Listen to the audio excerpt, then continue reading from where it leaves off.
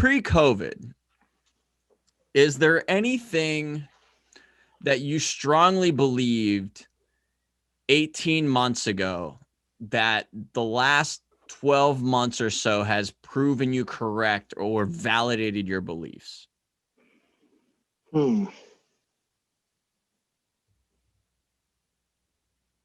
That's a tough one. Something in the last 18 months ago that I suspected would kind of be a trend or grow or change, and it came true, like a self-fulfilling prophecy of sorts. Yeah, just something that maybe it was like all feelings, no facts, and then but you didn't really invest a whole lot of time to figure out, but just by experiencing COVID, or the shutdown, whatever, all the things that the pandemic brought, just was basically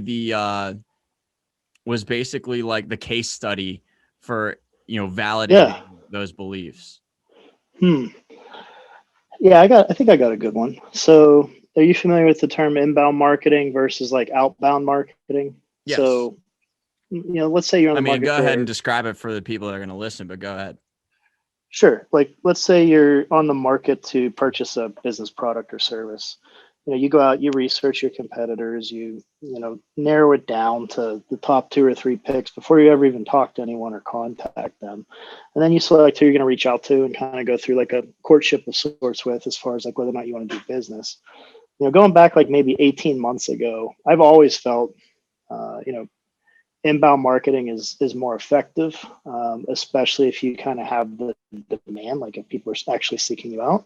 I think COVID has proven that the companies who invested in inbound marketing sooner were well positioned, for what was to come.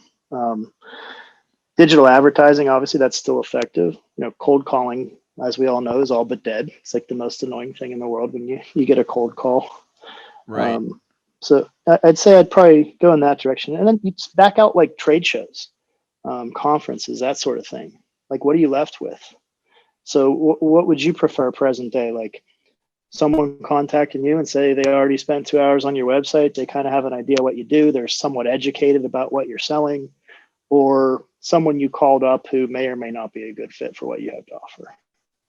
So I Right. think that, yeah, I kind of think that the pandemic, it did kind of tilt the table in favor of those who were already invested in digital. Um, I've always believed that inbound leads are better. And I think this is kind of confirming those who were kind of in front of that trend. They're reaping some rewards now. Nice. Yeah, I actually I love that. The one for me was, like I was saying, that like I've always recognized, at least within, my company, that a lot of the stuff that we were doing didn't need to be in the office type of work.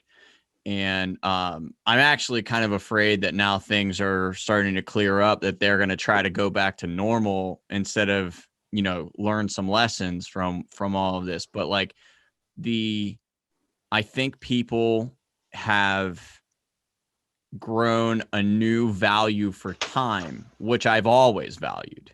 Work two jobs or have a startup in a 9 to 5, and all of a sudden you realize the importance of managing your time well and making sure that you're spending it, in the most efficient way possible, while also still being able to like spend it with your friends and your family, and like not like completely, Yeah, basically sacrificing your social life. Like the amount of I maybe this is insane. This is like not even that crazy of an exaggeration. I might have bought 5 tanks of gas this entire time, like in a I year. believe it. Yeah. That's like I was doing it every week and a half.